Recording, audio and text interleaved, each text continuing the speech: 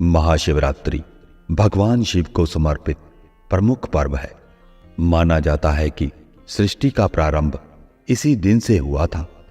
पुरानी कथाओं के अनुसार इस दिन सृष्टि का आरंभ अग्निलिंग, जो महादेव का विशालकाय स्वरूप है, के उदय से हुआ था। इसी दिन भगवान शिव का विवाह देवी पार्वती के साथ हुआ था। महाशिवरात्रि के दिन भगवान शिव व पत्नी पार्वती की पूजा की जाती है और यह पूजा व्रत रखने के दौरान की जाती है। वर्ष में होने वाली 12 शिवरात्रियों में से महाशिवरात्रि को सबसे महत्वपूर्ण माना जाता है। समुद्र मंथन, जो अमृत का उत्पादन करने के लिए निश्चित था, के समय अमृत के साथ साथ हलाहल नामक विष भी उत्पन्न हुआ था। हलाहल विष, जिसमें ब्रह्मांड को नष्ट करने की क्षमता थी, को भी मात्र भगवान शिव ही नष्ट कर सकते थे। भगवान शिव ने हलाहल नामक विष को अपने कंठ में रख लिया था। विष इतना शक्तिशाली था कि भगवान शिव अत्यधिक दर्द से पीड़ित हो उठे थे और उनका गला नीला हो गया था। इस कारण से भगवान शिव नीलकंठ के नाम से प्रसिद्ध हैं। उपचार के लिए चिकित्सकों ने देवताओं को भगवान शिव को रात भर जगाए रहने की सलाह दी। इस प्रकार भगवान शिव के चिंतन में एक सतर्कता रखी। शिव को आनंदित करने और जगाए रखने के लिए देवताओं ने अलग अलग नृत्य और संगीत बजाए। जैसे जैसे सुबह हुई, उनकी भक्ति से प्रसन्न भगवान शिव ने उन सभी को आशीर्वाद दिया। शिवरात्रि इस घटना का उत्सव है जिससे शिव ने दुनिया को बचाया। तब से इस दिन भक्त उपवास करते हैं। एक बार माता पार्वती जी ने भगवान शिव शंकर से पूछा कि ऐसा कौन सा श्रेष्ठ तथा सरल व्रत पूजन है जिससे मृत्यु लोक के प्राणी आपकी कृपा सहज ही प्राप्त कर लेते हैं। जिसका उत्तर देते हुए भगवान शिव जी ने माता पार्वती को शिवरात्रि के व्रत का विधान बताकर यह कथा सुनाई। एक बार चित्रभानु नाम एक शिकारी था जो पशुओं की हत्या करके अपने कुटुंब को पालता था। वह एक साहूकार का ऋणी था, लेकिन उसका ऋण समय पर न चुक सका। क्रोधित साहूकार ने शिकारी को शिव मठ में बंदी बना लिया।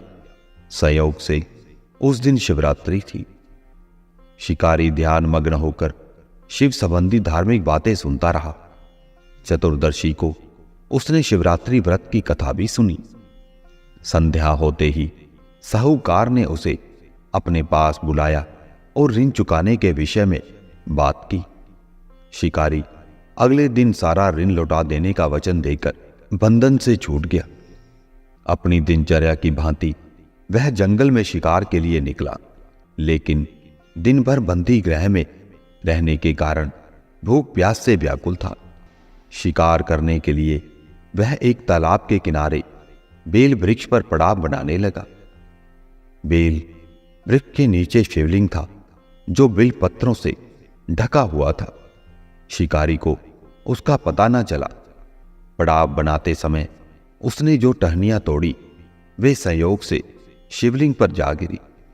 इस प्रकार दिन भर भूखे प्यासे शिकारी का व्रत भी हो गया और शिवलिंग पर बेल पत्र भी चढ़ गई।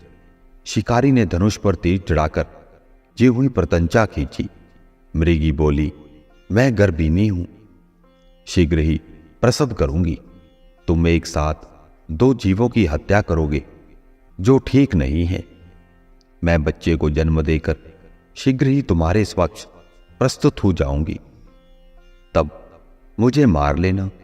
शिकारी ने प्रतंचा ढीली कर दी और मृगी जंगली झाड़ियों में लुप्त हो गई। कुछ ही देर बाद एक और मृगी उधर से निकली।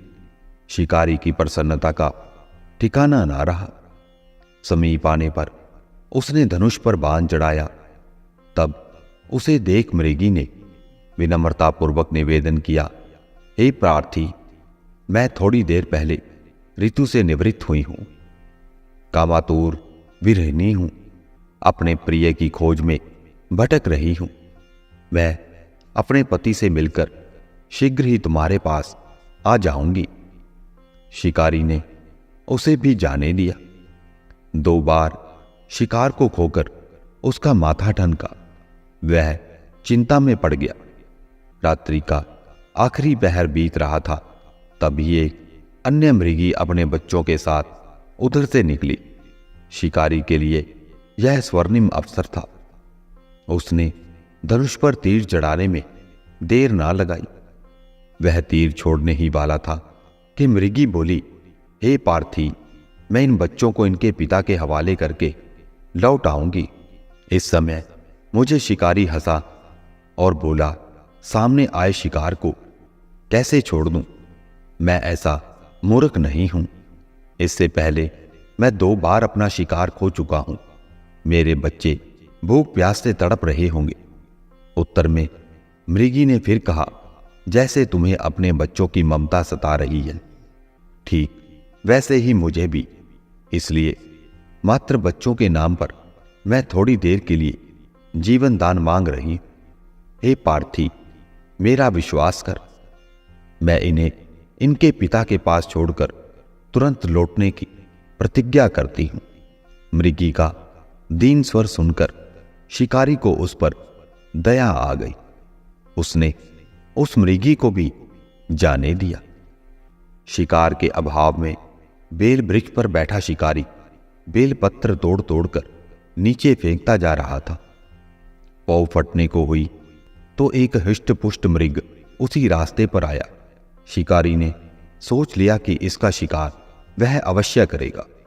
शिकारी की तनी प्रंचा देखकर मृग विनीत स्वर में बोला, हे पार्थी भाई, यदि तुमने मुझसे पूर्व आने वाली 3 मृगियों तथा छोटे छोटे बच्चों को मार डाला है तो मुझे भी मारने में विलंब ना करो, ताकि मुझे उनके वियोग में एक क्षण भी दुख ना सहना पड़े। मैं उन मृगियों का पति हूं। यदि तुमने उन्हें जीवन दान दिया है तो मुझे भी कुछ क्षण का जीवन देने की कृपा करो। मैं उनसे मिलकर तुम्हारे समक्ष उपस्थित हो जाऊंगा। मृग की बात सुनते ही शिकारी के समक्ष पूरी रात का घटना चक्र घूम गया। उसने सारी कथा मृग को सुना दी। तब मृग ने कहा, मेरी 3 पत्नियां जिस प्रकार प्रतिज्ञाबद्ध होकर गई हैं, मेरी मृत्यु से अपने धर्म का पालन नहीं कर पाएंगी। अतः जैसे तुमने उन्हें विश्वास पात्र मानकर छोड़ा है, वैसे ही मुझे भी जाने दो। उपवास, रात्रि जागरण तथा शिवलिंग पर बेलपत्र चढ़ने से शिकारी का हिंसक हृदय निर्मल हो गया था। उसमें भगवत शक्ति का वास हो गया था। धनुष तथा बाण उसके हाथ से सहज ही छूट गया। भगवान शिव की अनुकंपा से उसका हिंसक हृदय कारुणिक भावों से भर गया। वह अपने अतीत के कर्मों को याद करके पश्चाताप की ज्वाला में जलने लगा। थोड़ी ही देर में वह मृग सपरिवार शिकारी के समक्ष उपस्थित हो गया ताकि वह उनका शिकार कर सके। किंतु जंगली पशुओं की ऐसी सत्यता, सात्विकता एवं सामूहिक प्रेम भावना देखकर शिकारी को बड़ी ग्लानि हुई। उसके नेत्रों से आंसुओं की झड़ी लग गई। उस मृग परिवार को न मारकर शिकारी ने अपने कठोर हृदय को जीव हिंसा से सदा सदा के लिए कोमल एवं दयालु बना लिया। देवलोक से समस्त देव समाज भी इस घटना को देख रहे थे। घटना की परिणति होते ही देवी देवताओं ने पुष्प वर्षा की।